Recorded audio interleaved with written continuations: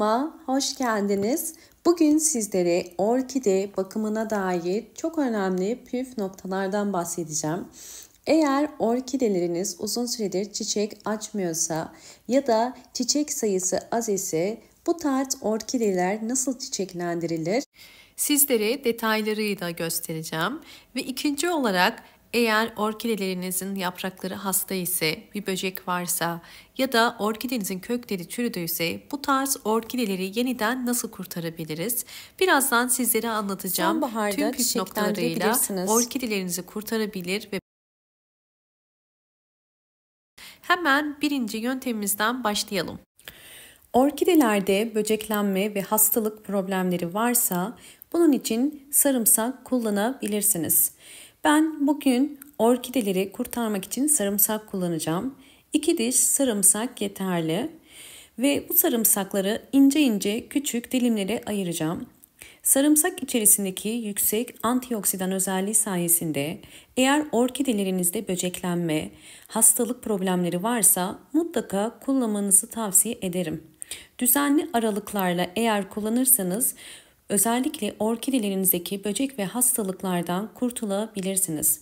Ve sarımsağın orkidelere diğer bir faydası, eğer orkidenizin kök sayısı az ise özellikle sarımsak içerisinde bulundurduğu mineraller sayesinde orkidelerinizin yeni kök çıkarımını da kuvvetlendirir.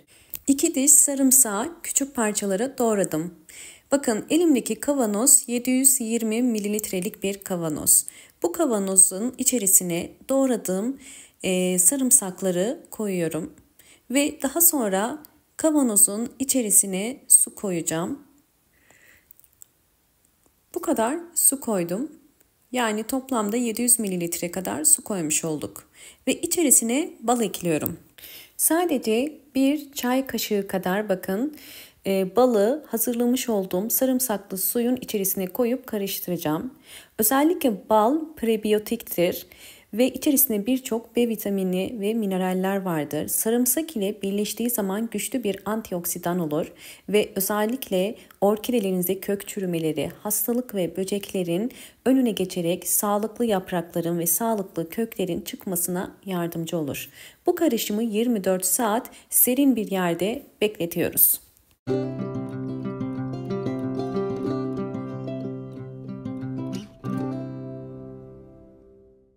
24 saat beklettiğim sarımsaklı bal karışımını şimdi süzüyorum. Sarımsak tanelerinin suyun içerisinde kalmaması gerekiyor. Elimdeki borcam bakın 600 milimlik sadece bu karışımdan koydum. Bunu 1 litreye tamamlayacağım. Yani üzerine 400 mililitrelik suda koyuyorum. Hazırladığım bu karışımı bir püskürtme kabının içerisine biraz ekliyorum. Çünkü iki farklı yöntemiyle kullanacağım. Bir orkidedeki yaprak hastalıkları için, ikincisi ise sıvı bitki besini olarak vereceğim. Hemen birinci yöntemimizden geçelim. Bu karışımı özellikle hastalıklı orkidelerinize vermenizi tavsiye ederim. Tabii ki sağlıklı orkidelere de verebilirsiniz. Bakın orkidelerde bu tarz yaprak hastalıkları çok sık karşılaştığımız bir hastalık ve çok bulaşıcıdır. Diğer orkidelere de geçer. Eğer orkidenizde bu tarz yaprak hastalıkları varsa mutlaka orkidenizi diğer çiçeklerden uzaklaştırmanız ve hemen bunu tedavi etmeniz gerekiyor. Ben şimdi hazırlamış olduğum karışımı bu hastalıklı orkide yapraklarına sıkacağım.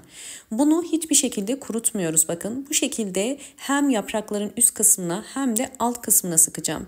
Bu karışım orkidenizdeki bu hastalığın kısa sürede durmasına ve zaman içerisinde yeniden sağlıklı kök ve yaprak çıkarmasına yardımcı olacaktır.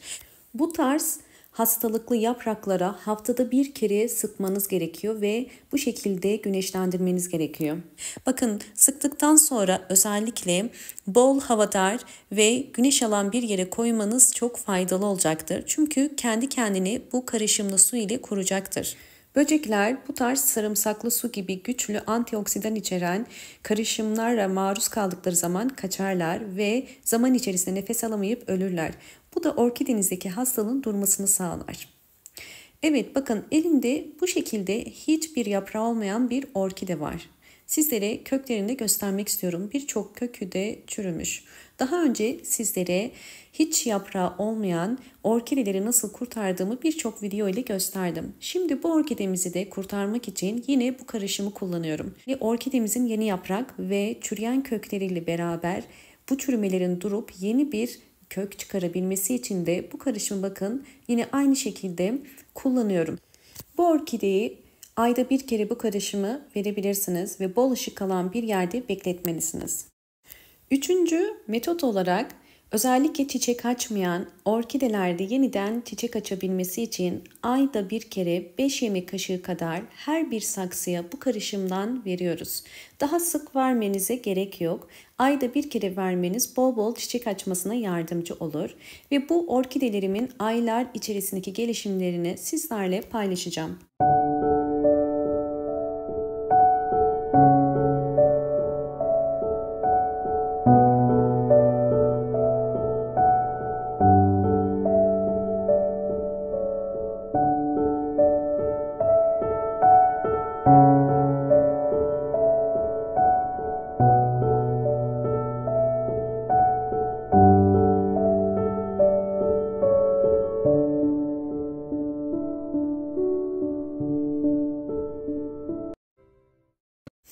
Evet, aylar içerisinde orkidemin gelişimini sizlerle paylaşıyorum. Gördüğünüz üzere hastalıklı yaprakları olan orkidem şu anda daha sağlıklı ve bol bol yeni çiçek dalları çıkardım.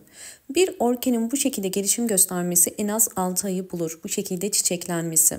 Bunun için sabırlı olmanız ve düzenli aralıklarla mutlaka bu sizlere anlattığım püf noktaları uygulamanız gerekiyor. Bakın yapraklarını görüyorsunuz. Hastalıklı orkide yaprakları şu anda daha sağlıklı. Çünkü düzenli olarak kullandığım için hastalık durdu ve orkide yaprakları giderek canlanmaya başladı. Ve aynı zamanda bol bol yeni çiçek dalları da çıkardı. Zaten sağlıklı bir orkide yaprakları ya da kökleri varsa orkideniz çiçek açar. Bu da yine hiçbir yaprağı olmayan orkidem. Bakın gördüğünüz üzere bu orkidemde 6 ay içerisinde bu şekilde bir gelişim gösterdi. Orkidemin şu anda yeni bir K2 yani küçük bir orkide olduğunu görüyorsunuz. Şu anda birkaç tane yaprağı var ve aynı zamanda yeni yaprak da çıkarmaya devam ediyor. Bakın köklerini de göstermek istiyorum sizlere. Gördüğünüz üzere kökleri de şu anda daha aktif ve canlı, bol bol yeni kök çıkarmaya başladı. Orkidelerinizin kökleri kendini yenilemeye başladığı zaman yaprak da çıkarır. Bakın gövde kısmından da 2 tane yeni kök çıkardı ve ilk kestiğimiz yerde zaten dikkatli bakınca belli oluyor. Kökleri çürüyen, yaprakları olmayan orkideleri bu anlattığım püf noktalar ile kurtarabilirsiniz. Ve zaman içerisinde orkideleriniz bu şekilde bol bol çiçek açar ve yeni yapraklar çıkarır. Özellikle orkidelerin bol ışık alması çok önemli. Bu aşamada mutlaka orkideleriniz bol ışık alması gerekiyor. Şu anda ilkbahar ayına girdiğimiz için artık bütün orkideler için yeni kök, yeni yaprak ve yeni çiçek dalı çıkarma dönemi. Özellikle bu dönemde sıvı bitki besinleri vererek orkidelerinizi bol bol güçlendirin. Umarım bu anlattığım bütün püf noktalar sizler için faydalı olmuştur. Videomu buraya kadar izlediyseniz ve beğendiyseniz hemen beğen tuşuna basıp kanalıma da abone değilseniz eğer bana destek olmak için abone olabilirsiniz. Hoşça kalın, sağlıkla kalın.